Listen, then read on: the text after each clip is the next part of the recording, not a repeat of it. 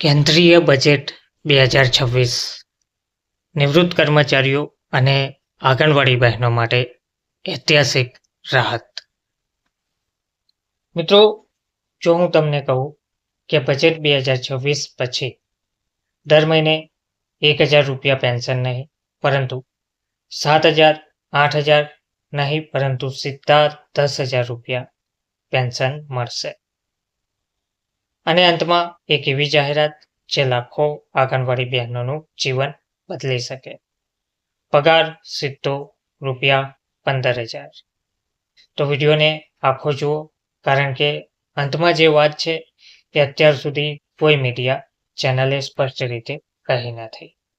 નમસ્કાર મિત્રો, સ્વાગત છે તમારું અમારી યુટ્યુબ ચેનલમાં.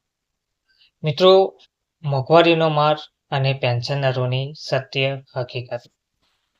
આજનો સમય મોંઘવારીનો સમય છે.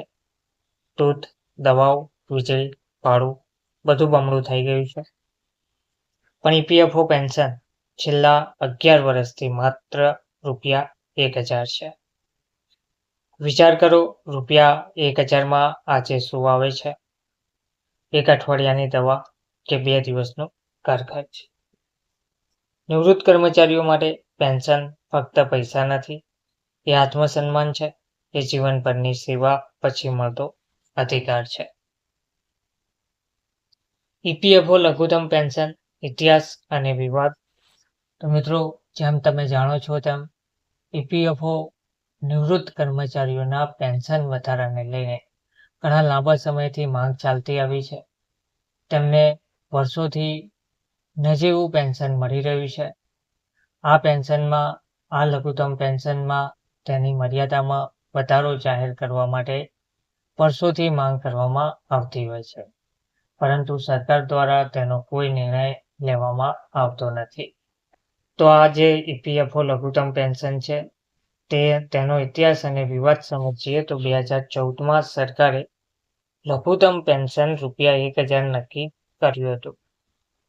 તે સમયે પણ લોકો ખુશ નહોતા, પણ આજની મોંઘવારીમાં ₹1,000 એટલે મજાક સમાન લાગી રહ્યું છે. કર્મચારી સંગઠનો વર્ષોથી માંગ કરી રહ્યા છે. લઘુત્તમ પેન્શન ₹7,000 કરો. કેટલાકનું કહેવું છે કે લઘુત્તમ પેન્શન ₹10,000 કરો. તો ટૂંકમાં 7,000 કે 10,000 જેટલું લઘુત્તમ પેન્શન કરવાની માંગ જોવા મળી રહી છે. પણ સરકારે અત્યાર સુધી નિર્ણય ટાળી રહી હતી. હવે સ્થિતિ બદલાઈ ગઈ છે. બીએમએસની બેઠક અને સરકારનો સકારાત્મક સંકેત. 6 જાન્યુઆરીના રોજ એક મહત્વનો નિર્ણય લેવામાં આવ્યો હતો. 6 જાન્યુઆરીને એક મહત્વપૂર્ણ તારીખ પણ કહેવામાં આવી રહી છે. ભારતીય મજૂર સંઘ બીએમએસ સીધા કેન્દ્રીય શ્રમ મંત્રીને મળ્યા હતા. સ્પષ્ટ શબ્દોમાં કહીએ તો ₹1,000 પેન્શન હવે અપર્યાપ્ત છે. મંત્રીએ શું કહ્યું? સરકાર દ્વારા ગંભીરતાથી વિચાર કરી રહી છે. મંત્રી દ્વારા કહેવામાં આવ્યું કે સરકાર ગંભીરતાથી વિચાર કરી રહી છે. યોગ્ય સમયે યોગ્ય નિર્ણય લેવાઈ જશે અને લેવાયો. રાજકારણમાં આ જ શબ્દો બહુ મહત્વના હોય છે.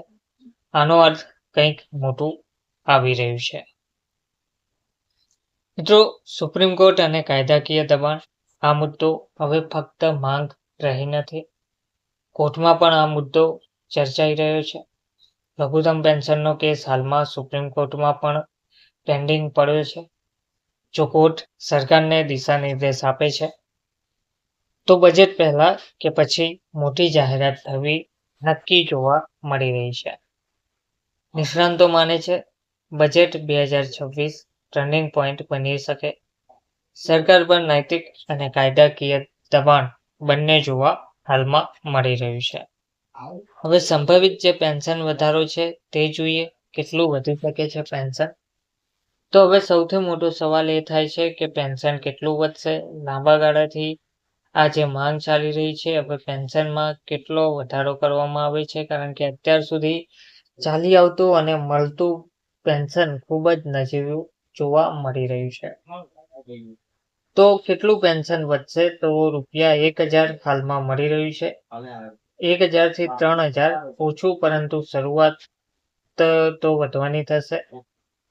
તે સિવાય 1000 મળી રહ્યું છે, 5000 જેટલું મળે તો વાસ્તવિક રાહત મળવાપાત્ર રહેશે. હાલમાં 1000 મળી રહ્યું છે, તો 7000 થી 10000 જેટલું મળવાપાત્ર થાય, એટલે કે આ નિર્ણય લેવાય તો ઐતિહાસિક નિર્ણય પણ કહેવામાં આવી શકે છે.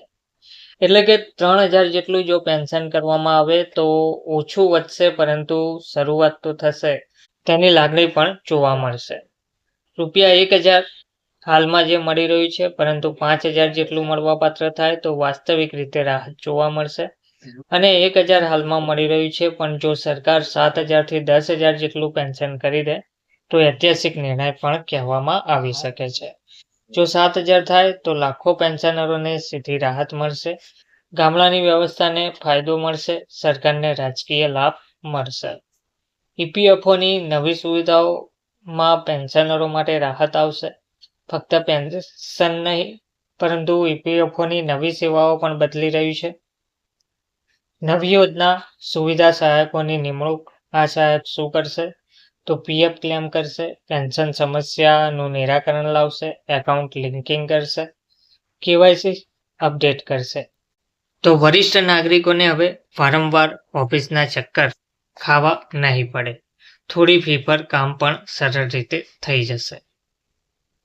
હવે બીજો અને સૌથી મોટો, મહત્વનો અને ઐતિહાસિક નિર્ણય જે છે આંગણવાડી બહેનો માટે માનદ વેતન વધારો કરીને 15000નો પગાર કરવો. તો મિત્રો, હવે આવીએ અંતિમ અને સૌથી મોટી ખબર પર. આંગણવાડી બહેનો જેઓ વર્ષોથી ઓછા માનદ વેતન પર કામ કરી રહ્યા છે, સરકાર પાસે ગંભીર પ્રસ્તાવ જોવા મળ્યો છે. આંગણવાડી બહેનોનો પગાર હવે પ્રતિ મહિના 15000 રૂપિયા થઈ જશે. અને આ લાગુ પડશે ત્યાર પછી લાખો બહેનોને આર્થિક સુરક્ષા, મહિલા સશક્તિકરણને વેગ, ગ્રામીણ ભારતને મજબૂતી મળવાપાત્ર રહેશે. આ નિર્ણય બજેટ 2026 સાથે અથવા તેના તરત પછી આવી શકે છે, જેની લાંબા સમયથી રાહ પણ જોવાઈ રહી છે. તો મિત્રો, બજેટ 2026 માત્ર આંકડાનો દસ્તાવેજ નહીં, પરંતુ નિવૃત્ત કર્મચારીઓ, પેન્શનરો અને આંગણવાડી બહેનો માટે નવું જીવન બની શકે છે. જો તમે માનો છો કે રૂપિયા 1000 પેન્શન અન્યાય છે અને આંગણવાડી બહેનોને રૂપિયા 15000 વેતન મળવું જોઈએ, તો આ વિડીયોને જરૂરથી લાઈક કરજો. જેમ બને તેમ વધુને વધુ શેર કરજો. અને પેન્શન વધારવો જોઈએ કે નહીં, પગાર આંગણવાડી બહેનોનો માનદ વેતનમાં વધારો થવો જોઈએ કે નહીં, તે દરેક બાબત જણાવજો. તો મિત્રો, ચેનલને સબસ્ક્રાઈબ જરૂરથી કરજો, કારણ કે આવું સાચું અને સત્યતા આધારિત સમાચાર તમને અહીં જ મળવાપાત્ર રહેશે. ધન્યવાદ.